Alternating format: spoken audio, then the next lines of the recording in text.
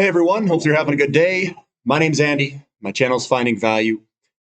We're going to talk about cash flow, kind of personal finances today, switching it up a little bit, maybe a little bit about getting a job and stuff like that, and applying for jobs and how that all works. So I am a manager at an aerospace company. I'm not going to tell you the company, but I was reading through Twitter. I was looking at some stuff, and one of the topics, and I can't find it again, is would you rather have a job of like $100,000 and a side gig, or would you rather have $200,000 and you have to spend a lot more time at that particular position?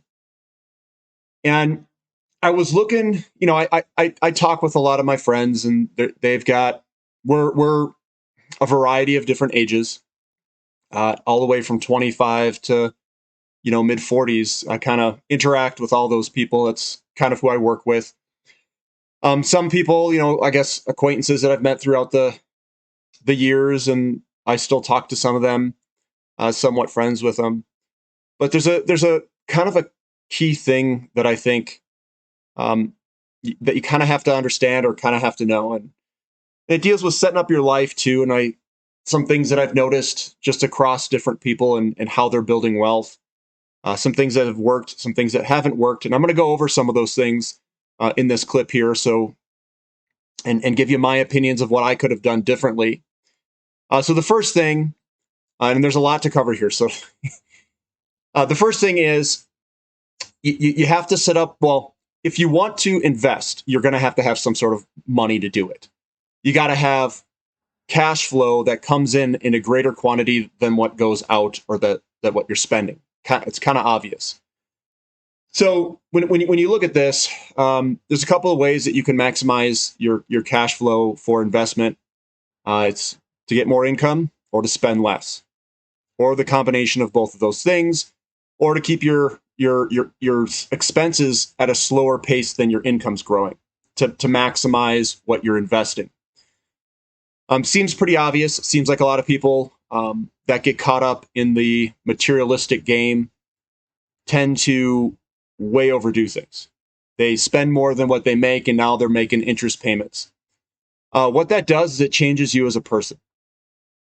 I say you're coming from a point of weakness. If all you can do is live from paycheck to paycheck, that is coming from a point of weakness. And a lot of people that I've hung out with, I don't know anyone personally that I'm friends with that lives that lifestyle, just because I probably wouldn't get along with them very well. We just don't mix and match.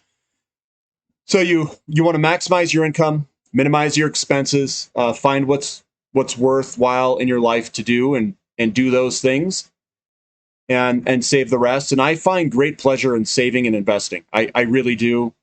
It's almost ingrained into my DNA. So that's just who I am. Doesn't mean that you have to be that way. Doesn't mean anyone else has to be that way. But that's where I find joy, is actually investing and saving and making more money. I don't know. I find it enjoying. I find it very satisfying to do that. Now, so that's kind of the first base that you have to, like, as a requirement. I would say if you want to become an investor, you got to be able to save money and to invest it. And there's ways that you can work over there. So you can obviously have a main job. You can get side gigs. You can do all that stuff to increase your income. That's basically what I'm doing with YouTube and all this other stuff. That's the path that I chose. I feel like that path gives you more control over what you want to do. The effort that you want to put in will be the rewards that you get out. And I think that having a direct interaction with the end customer or consumer or whomever it is a lot more it's a lot more satisfying than it is to work in a gigantic vertically integrated company having one little slice of something. So you kind of see the big picture view. You get your hands on a whole bunch of different things. You have far more control over it. You have the autonomy to do whatever. That's what's awesome about either having your own business or creating a YouTube channel or whatever it is. You can kind of direct it and do what you want, which is, I think, very satisfying because the work you put in is what you get out of it. And Some of these other higher level paying jobs, you just become a robot, in my opinion. That could be directors of a company. They want you to work obscene amount of hours, depending on where you're located in the company. If you're in the operations side, things are kind of out of your control. If the parts are there and if they're not, it kind of works its way out that way. I guess there's probably other positions that might be a little bit more stable and you can have a stable schedule and it doesn't really matter. No weekends, nothing like that. But so that's that portion. If you guys want to know like interviewing and stuff like that, 'cause there's a lot of questions that people have, especially the younger engineers or whatever. They'll have questions on, you know, how should I, if you're applying to a position, what should I do, et cetera, et cetera, et cetera. So I hire people. I work with HR. I can tell you kind of from an inside view how this thing works. You apply into the company for whatever position it is, and usually go into a database or something on the lines of that. And HR may or may not know a lot about the positions and the requirements and the skills and all this other stuff. So what they do is they search through the resumes and look for keywords. They try to match up the keywords to whatever the resume has, and then they will forward that to a hiring manager. Then the hiring manager, this guy, looks at resumes, and then I say, yes, screen them, or no, don't screen them. So when you're applying, you have to ensure that the resume is tailored to the position and that the keywords are located somewhere in the resume to get past human resources or the recruiter. So once you get past the recruiter, then it's going to go to the hiring manager, and then the hiring manager is going to give you either a yes or a no based off of your resume. Now, I'm not going to sit here and tell you how to do a resume, but generally speaking, you've got contact information at the top. You've got some sort of objective or something in the middle, something on the lines of that. And the bottom, it should be skills that you have acquired throughout your experience, the experiences that you've had in the past, usually from the most recent to the latest. And then it should be skills that you're selling me as a hiring manager. It shouldn't be a list of what you did. It should be on the lines of the skills that you've acquired that could be used in this potential job that's next. It's a resume is nothing more than a sales clip on yourself to sell me on getting an interview. I mean, that's really what it is. And I look at everything. I look at the layout. Did they use the empty space appropriately? Does it look presentable? And what I mean by that is I look at it as a resume as an extension of someone's psychological being. If it's just a diarrhea of words all over the page and there's no empty spaces, that's what's inside their head.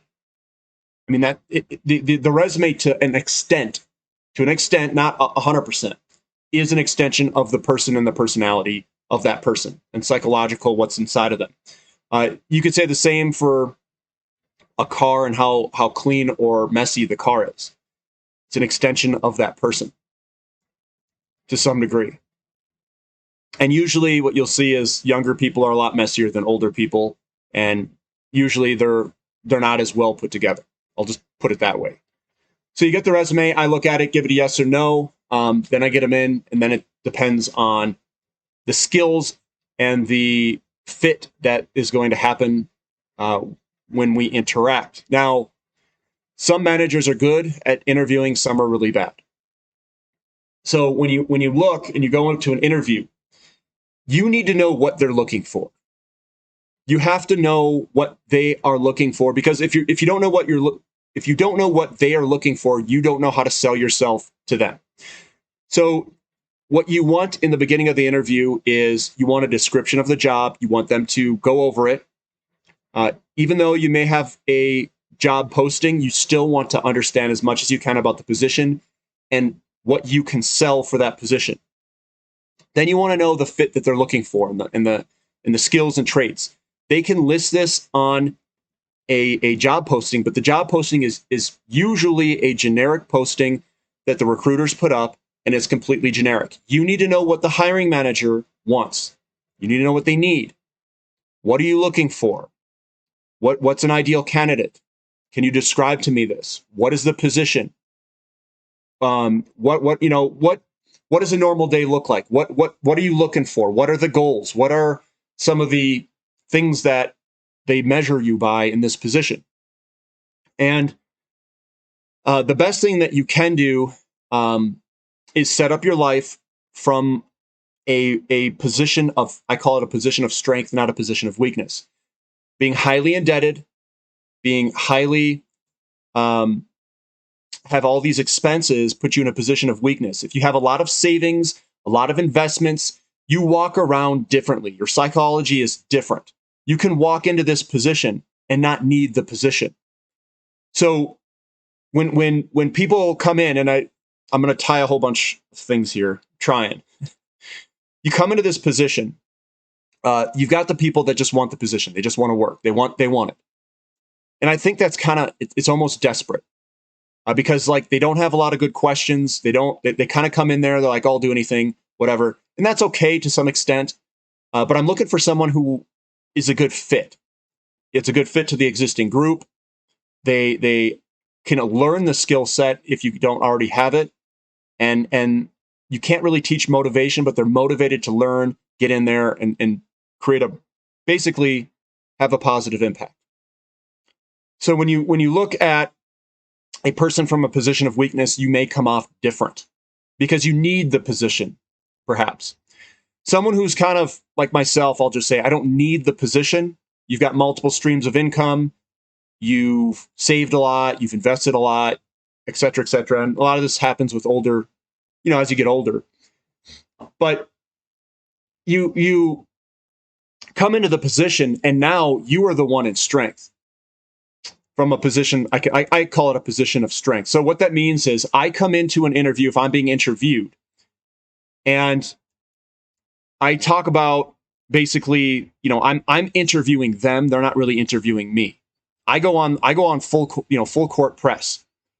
So I'll come in and I'll say, okay, guys, what are you looking for? Tell me exactly what you're looking for.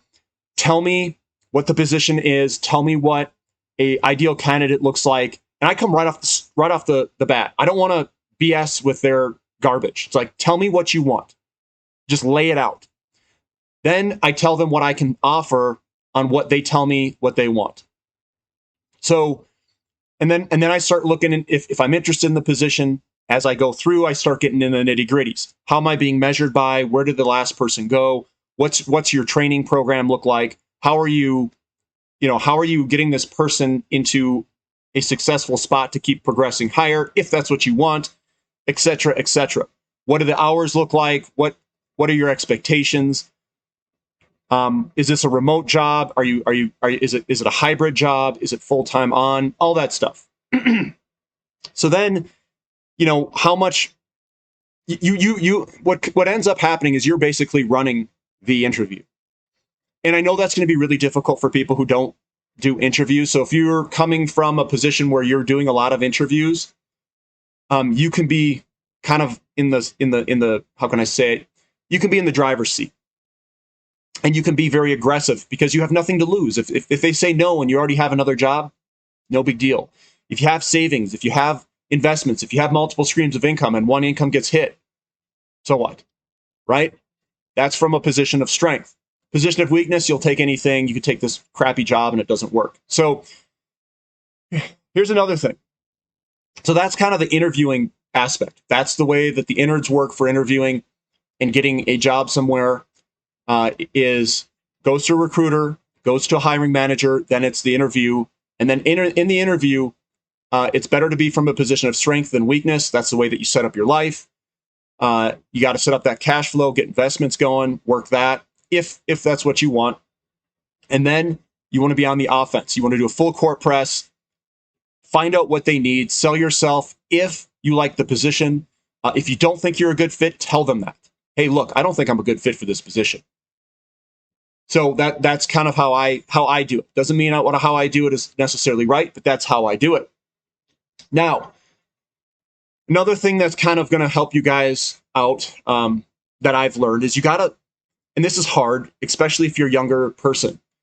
You got to find something that you want to do in the future. And then you got to aim at it. And then you got to put effort towards what you want. So I know when I was younger, and I've seen this with other people as well, is I didn't really know what I wanted. I just kind of fell into engineering when I went through engineering school. I originally went into electrical engineering, and I had no interest in electrical engineering. You look at kind of what I did on a day-to-day basis, it had nothing to do with electrical engineering. So what I did is I swapped majors after very early in my time there because I wanted to switch as quickly as possible. I went to a school where you had to apply into a major, then you got accepted into that major, then you went your freshman year, and then I had to basically move. And I moved into manufacturing engineering because I'm a very hands-on person, very mechanically driven, not so much in electronics or electrical or anything like that. So I went into that direction, went through it, got a job in manufacturing engineering, being a manufacturing engineer. I worked in the aerospace industry, and I worked with tooling and work instructions and continuous improvement and all sorts of stuff, kind of all throughout my entire career. And I don't know if that was, I don't mind it. That's, I like tinkering with things. I like improving things, refining things. I always liked doing that when I was a kid, taking things apart, putting it back together. So I think it was a pretty good fit overall. And you learn a lot about how everything is assembled and put together. And I think it makes you a stronger individual to run a company, to build a company, because you understand how everything goes together and you understand the entire process. You understand on the ops side, your inputs are the outputs of everyone else. So you get to see what the outputs are of everyone else. You get a little bit of a glimpse into each one of those areas, supply chain, program management, and all those other areas. But going back to kind of having a vision, though, you got to aim at something, you got to create a vision, and you got to aim at it. You got to make sure that you're coming back to that vision and you're working to a spot that you want to work in. If you don't have a vision, you're going to aimlessly get these jobs that don't mean anything and aren't progressing you towards something that you want in the future. So there's a lot of people that I know, and what they did is they went for title and dollars. And titles and dollars doesn't fulfill a person. It's just a job. And they went after a title, even though the job may have not been a very good fit for them. They may not have looked into the company deep enough to ensure that the company was a good company, that the culture would have been good for them, and that it was a job that they should have accepted or not accepted. So that's when you have to do the full court press of why you have to dig in during the interview and get all the information that you need to make sure that that's a good fit for you, not for them. They don't run it. You do. That is a paradigm that you need to shift into. And that's, again, I think from a position of strength, not a position of weakness. Weakness is that I need the money. I need to make payments. I have these payments. I can't get rid of them. You got to figure out a way to get away from that. Position of strength is I've got at least 6 months to a year that I could sustain without having a job. And then I go in there and it's like, hey, look, is this position good for me?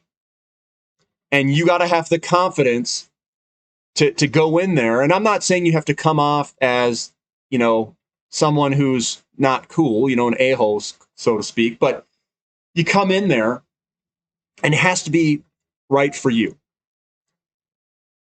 And the money may not be the greatest amount in the near term, and you can work towards where you want to go.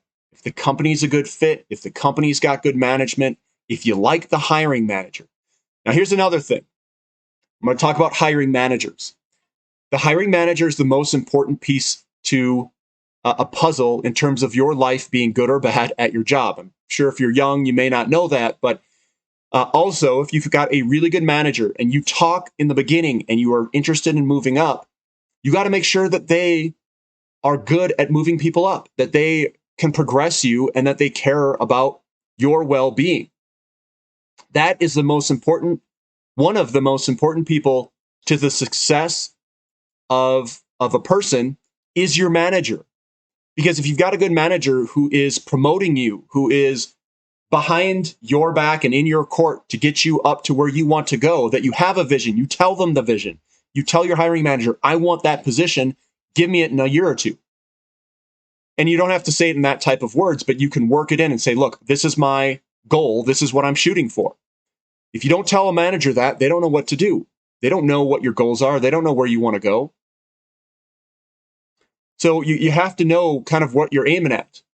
You have to know and get out of that interview that this, depending on what you want out of the job, is this hiring manager in my court? Ask them that. Tell me, ask them if this is what you're interested in. Guys, I'm just trying to guess. If you are interested in moving up in the company, say, look, what are some instances that you have people underneath you that you've progressed up and moved into higher positions? What does that look like? Tell me some instances. I mean, you got to be aggressive. You got to know what you want. You got to know what you're going for, and then you got to go for it. And I've moved a lot of people up. That's why people like working for me, because I just do what they want. I want them to be happy, and if they're happy, they're better, more productive employees. I'm happier, they're happier, everyone's happier, creates a positive culture. On and on and on and on. So that is important. You got to know, you got to have the vision, you got to shoot for the vision, you got to let people know what that vision is, if that is what you want. So things to watch out for when you're interviewing. They don't allow you to go back and forth. They want to be in control. They want to run this thing, and they give you 5 minutes at the end of an interview to ask questions. No good. It's not good. This should be a back and forth interaction. You need to they need to value your opinion. You need to value their opinion. Goes back and forth, two-way street. That's how I interview. I might be 50% of the way in. I say, hey, look, I value your opinions and your questions. What do you got? Let's go. Needs to work for you. So that's also highly important, is that they value you. Remember, you don't work for them. They need to sell you on that position. If they're not even trying, think about how bad that company is to work for. They need to sell you on the position. They need to sell you on the group. They need to sell you on how they're going to be a good fit in the culture, how they're going to progress through the company, all that stuff. If they're not doing anything, if they just come in there and they're dead, the company's probably, or at least that manager, is probably not someone that you want to work for. So as you kind of create this vision, as you go through your life, and you're aiming at things that you want, how do you set up your life for to gain a position of strength? So that's kind of the income side, getting a job, kind of the stuff that I know that I'm sharing with you guys. Now, one thing I did wrong in my life is I should have bought a house earlier, and I should have locked in my costs. And you can always refinance later if interest rates go down. Now, we might be in a little bit different environment today, and I don't know exactly where interest rates are going to eventually fall. I think it'll be at a higher level, but it may not be at the level it's at the second. But locking in your costs is a good thing. That could be from a position of strength. If you lock in your costs, I locked in my costs years ago. They are very low in terms of a mortgage payment. And that can be good. That can be good that you're locking in your costs, getting it down at a very low level. That's helping you manage your expenses. So I didn't buy a house for the appreciation of the house, even though it's gone up. I bought the house to lock in my costs for 30 years and push those expenses as low as I can. It's a form of maximizing cash flow. I guess I run my finances like I would a company or a business. Increase income, get those expenses and lock them in and get them real low, as low as I can get them. So that's one other aspect. And then the other portion is once you start getting the cash flow coming in, once you start getting lots of savings, then you start investing. You hit that up. You can go after, what I'm going to say is go after the companies that have cash flow. Basically what I'm describing here, increase income, get your expenses down, find companies that are doing the same thing. It's the same thing. How are they more efficiently getting products through the company, maximizing cash flow? That's it. So I wanted to talk about that. There's some people that they chased titles, they chased things in the markets that I don't think panned out very well for them. They don't have a vision. They don't know where they want to go. They don't know where they want. I mean, you can be flexible on where you want to live and whatever. It's up to you and whatever you want to do. But they had no vision. They don't know what they're going for. So then you aimlessly get these positions that you don't care for, and then you get a manager. If they're not thoroughly vetting the manager, you get a bad manager. You don't want to work for a bad manager. Sometimes the managers change quite frequently, and it's tough sometimes. But at least do what you can control, which is at least get hired under someone who's a good manager right off the bat. And a good manager is someone who's in your court. They're not micromanaging. You gotta kind of get in there in the interview and ask them all those questions. So I know it's a little bit different than just the investment stuff, but I've had some people ask me questions on this, and I wanted to talk about it on the channel and give you guys my opinions on it. So hopefully you guys like the content. Give me a thumbs up. Subscribe to the channel if you haven't already, and we'll catch you guys next time. This is Finding Value.